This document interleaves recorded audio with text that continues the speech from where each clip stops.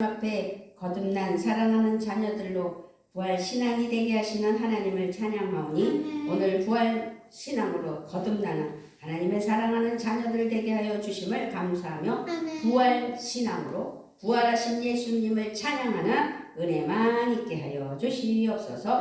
감사를 드리며 우리 주 예수 그리스도의 이름으로 기도드리옵나이다. 아멘. 아멘. 할렐루야. 할렐루야. 예수님은 다시 살아나셨습니다. 아멘. 주님 부활하셨어요. 정말로 부활하셨어요. 그래서 오늘은 부활주일입니다. 따라해 볼까요? 부활주일. 부활주일. 안식일이 지난 후 첫날 여인들이 어디를 갔어요? 예수님의 무덤을 찾아갔어요. 여인들이 예수님이 장사된 그 무덤에 찾아갔을 때 막아놓은 돌이 너무 커서 어떻게 옮겨야지 하고 고민을 하면서 갔거든요. 그런데 여인들은 조심스럽게 무덤으로 갔더니 돌이 옮겨져 있었던 거예요. 예수님의 돌이 옮겨진 것도 옮겨진 거지만 예수님의 시신이 예수님이 돌아가신 예수님이 누워 계셔야 되는데 그 시체가 보이지를 않는 거예요. 그래서 여인들은 놀랬어요. 그러면서 근심한 거예요. 그랬더니 눈부신 옷을 입은 두 남자가 이 여인들 앞에 서 있었어요. 그들은 천사입니다. 어찌하여 살아있는 자를 죽은 자 가운데서 찾느냐? 그분은 무덤에 계시지 않고 살아나셨다. 살아 계시다. 갈릴리에 계실 때에 너희에게 하신 말씀을 기억하여라. 오늘 말씀에서 하신 말씀이지요? 몇 절이에요? 4절에 보니까 이로 인하여 근심할 때에 문득 찬란한 옷을 입은 두 사람이 곁에 섰는지라. 여자들이 두려워 얼굴을 땅에 대니 두 사람이 이르되 어찌하여 살아있는 자를 죽은 자 가운데서 찾느냐? 여기 계시지 않고 살아나셨느니라. 갈릴리에 계실 때에 너희에게 어떻게 말씀하셨는지를 기억하라. 4절부터 6절 말씀에서 그렇게 확실하게 설명을 하는 거예요. 그들은 천사입니다. 이렇게 천사들의 말을 들은 여인들은 한순간에 예수님에 관한 모든 것들이 새롭게 다가오면서 감당할 수 없는 두려움에 사로잡히게 된 거죠. 그러면서 이제 예수님은 그럼 정말 살아나신 건가? 어떻게 된 건가? 하면서 그들이 돌아갔어요. 돌아가서 제자들을 만났어요. 이 11사도들과 다른 모든 사람에게 막 전하는 거예요. 예수님이 안 계세요. 예수님이 살아나셨어요. 하지만 사도들은 여인들의 말을 믿지를 않았어요. 아니, 믿을 수가 없죠. 이 여인들의 이야기가 허탄하게 들렸다는 거예요. 허탄하게.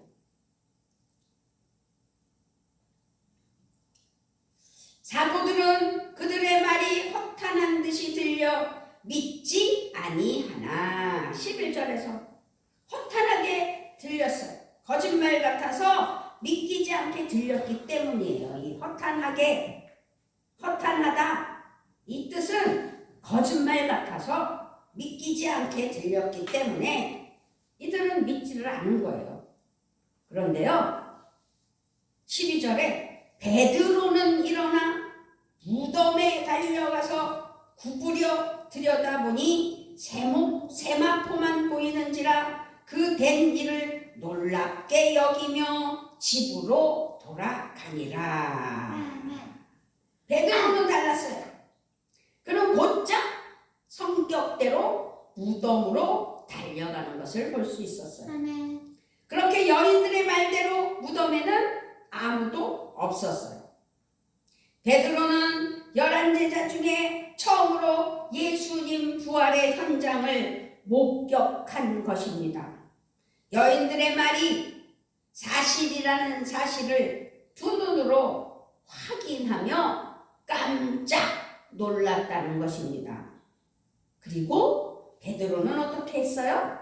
집으로 돌아갔다고 했어요.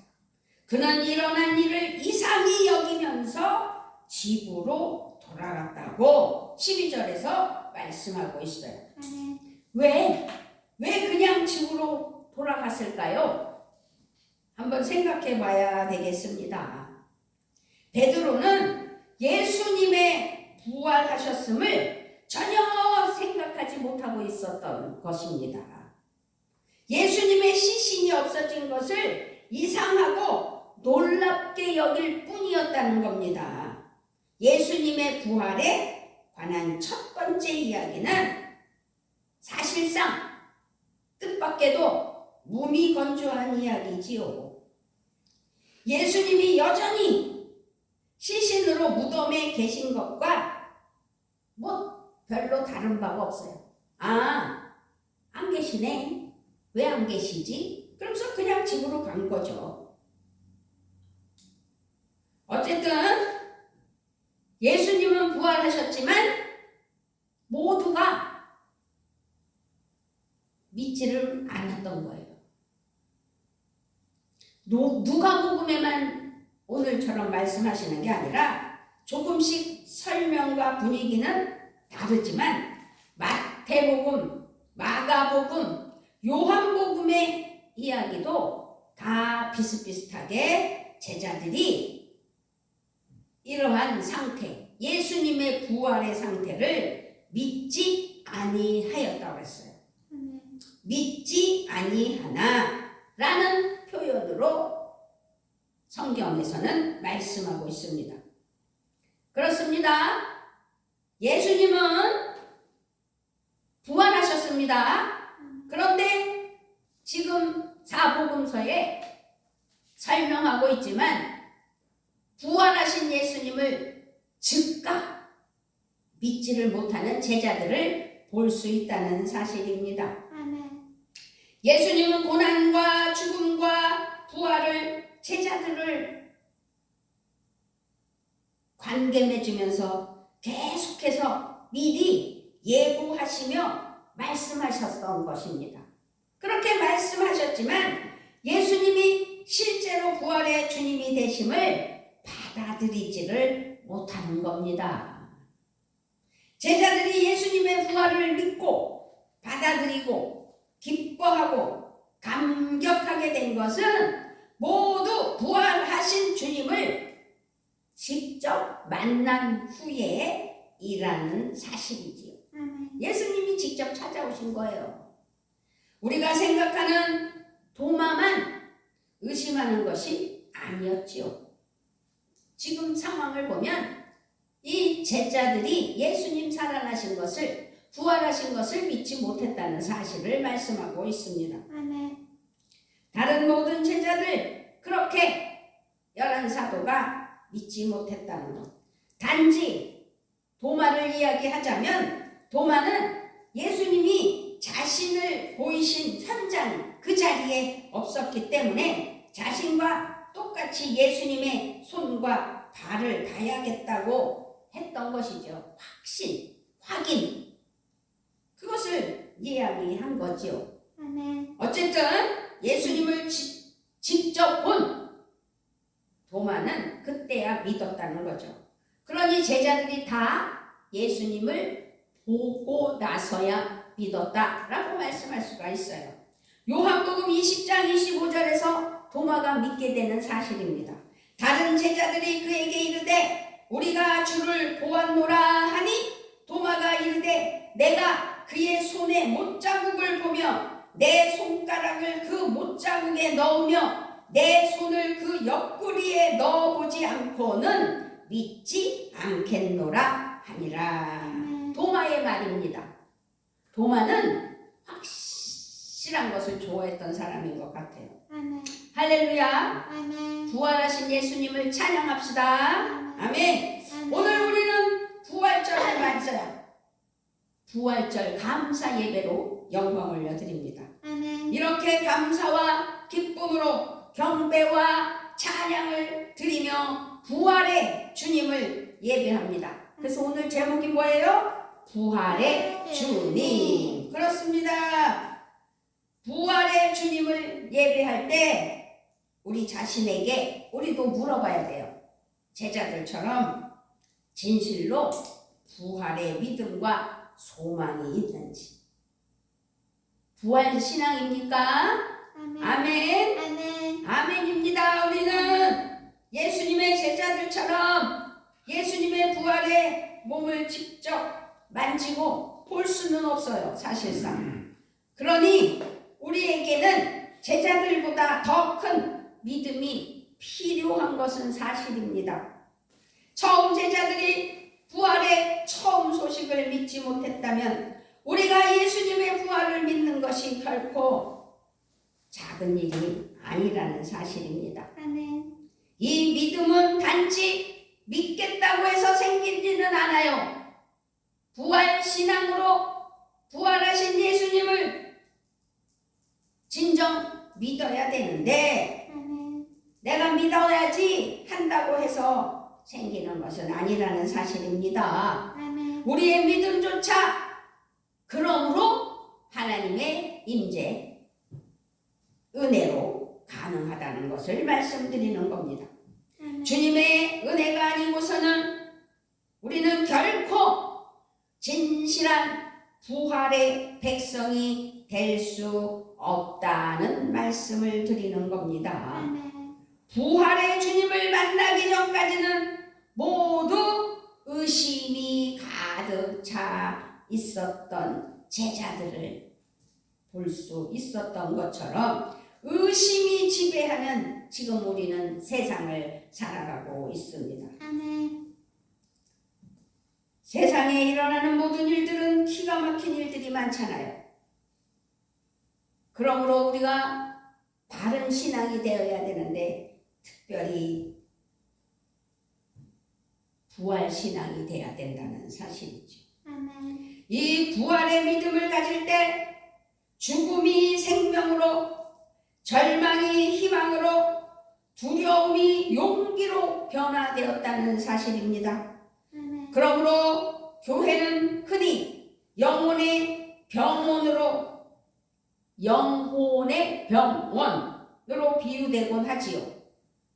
때로는 구원의 방주로 비유되기도 합니다. 그리고 군대의 캠프에 비유되기도 합니다. 그렇지만 교회의 건물은 잘 들으셔야 됩니다. 교회의 건물은 무덤이기도 하다는 사실입니다. 초대교회 성도들은 박해가 너무 심했고 고난도 너무 심해서 그 시대에 지하 무덤을 교회로 삼았다는 사실의 근거가 되고 있습니다. 오직 빛이신 그리스도를 의미하는 기름 불로 어둠을 밝히며 무덤을 그리스도의 부활의 생명의 자궁으로 삼았다는 사실을 기억하셔야 될 줄 믿습니다. 아멘. 오늘 우리가 평안교회에서 부활절 감사로 예배를 드릴 때 부활의 믿음이 깊어져야 될 줄 믿습니다. 아멘. 희미했던 부활의 믿음이 회복되어야 될 줄 믿습니다. 부활의 주님의 거룩한 임재하심을 믿고 임재하심 속에서 부활의 백성임을 선포하며 부활신앙의 자녀라고 하나님께 영광을 올려드리는 은혜가 넘쳐나기를 주님의 이름으로 부탁을 드리며 축복합니다. 아멘.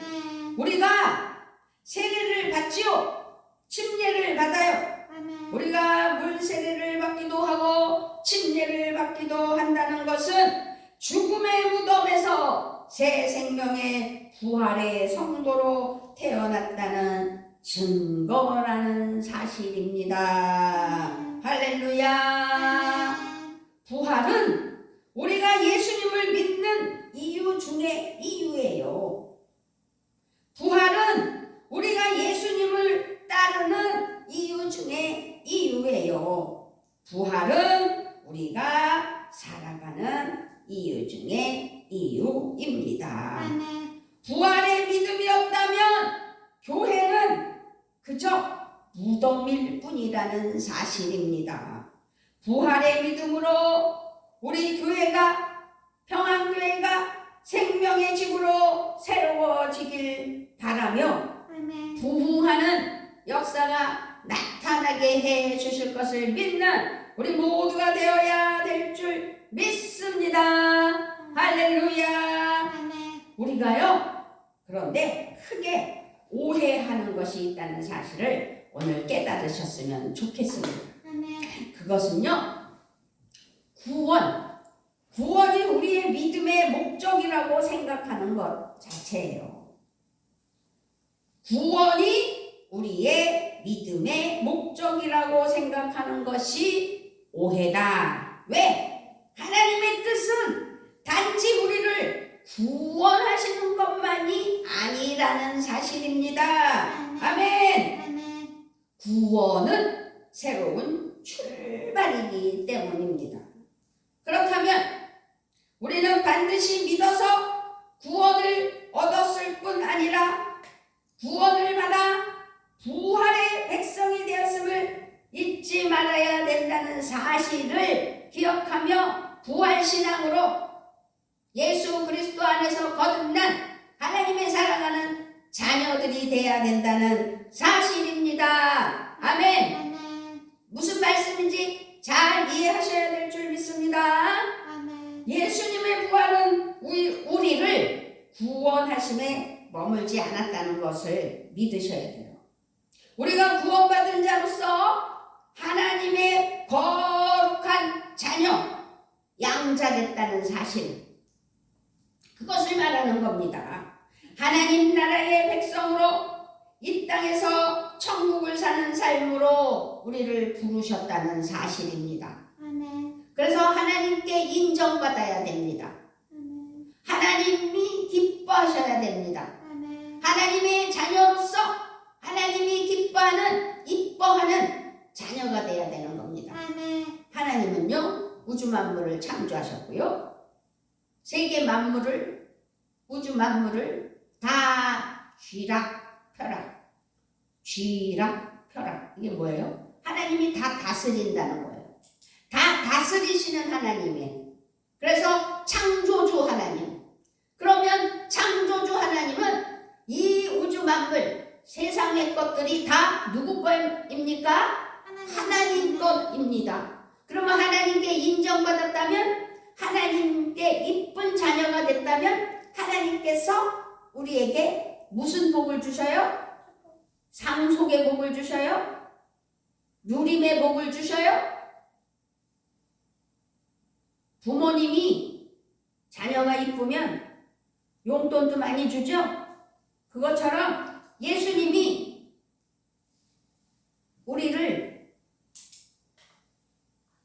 당신의 십자가 사랑으로 우리를 다시 살리셔서 구원의 길로 하나님의 자녀됨을 인도해 주셨다면 이 세상에서 살아갈 때 세상의 것의 주인이신 하나님의 은혜로, 하나님의 상속자로 하나님의 것을 선물받아 이 땅에서 누림의 복이 반드시 있다는 사실을 기억하시고 승리하는 귀한 삶 되시기를 바랍니다. 아멘. 그래서 이 땅에서 천국을 사는 삶으로 부르셨다는 사실입니다.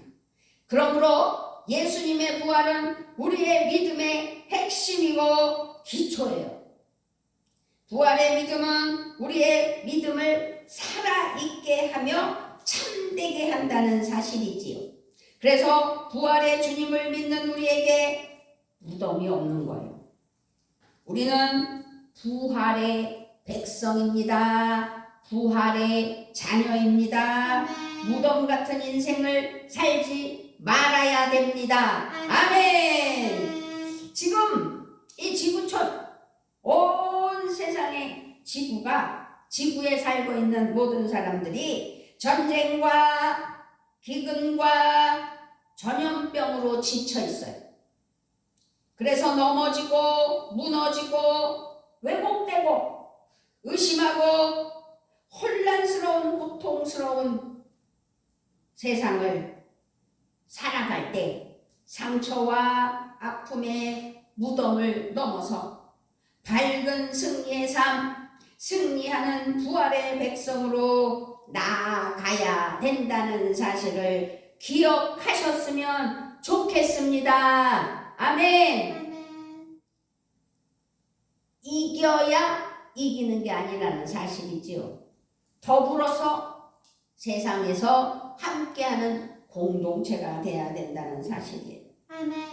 그것을 인도하여 주시려고 세상에 참된 인간으로 오셔서 부활하신 예수님. 부활의 주님은 우리와 함께 하신다는 사실을 믿읍시다. 아멘. 아멘. 부활의 믿음은 역사적으로 부활하신 과거의 사건, 현재 함께 하시는 현재적 임재, 승리의 주로 다시 오실 미래의 통치, 이런 믿음이 우리에게 전개돼야 된다는 거죠.